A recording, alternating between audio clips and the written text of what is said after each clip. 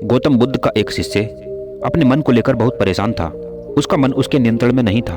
उसका मन बेकार की चीजों की तरफ भटकता था।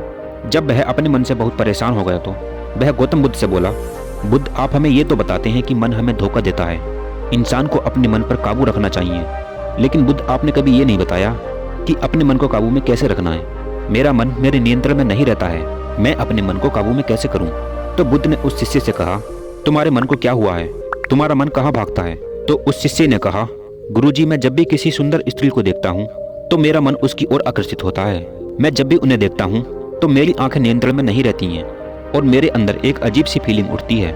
मुझे ये भी पता है कि ये सब गलत है, ये हम सन्यासियों के लिए उचित नहीं है, लेकिन फिर भी मेरे साथ ऐसा क्यों होता है? तो बुद्ध ने कहा, तुम्हें अपने मन को बस में करने की जरूरत है। तुम्हारा मन अगर तुम्हारे कंट्रोल में होगा तो फिर तुम्हारे अंदर ये गलत फीलिंग नहीं आएगी।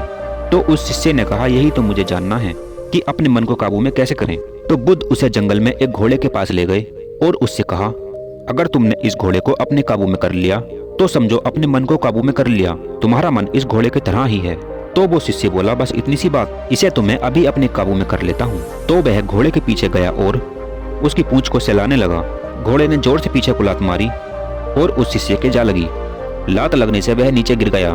तो बुद्ध ने उससे कहा, अगर मन के पीछे खड़े रहोगे तो गिरोगे ही, इसके सामने आओ, तभी तो कुछ कर सकोगे।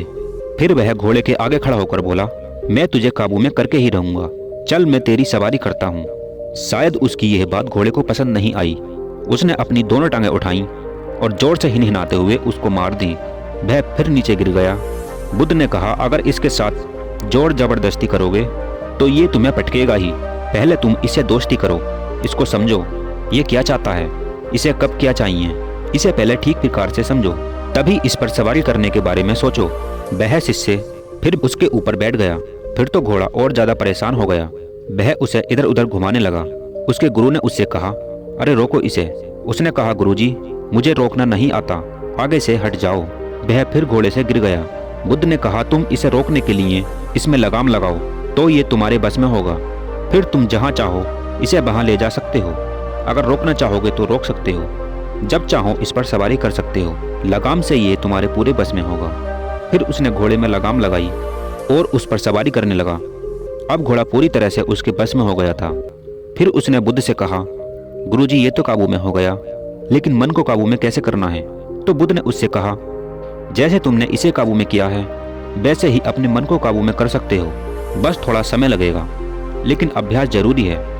वह शिष्य बोला, गुरुजी, मैं सब कुछ समझ गया, मुझे क्या करना है? जो मेहनत मैंने इसे अपने बस में करने के लिए करी है वही मुझे अपने मन को काबू में करने के लिए करनी पड़ेगी।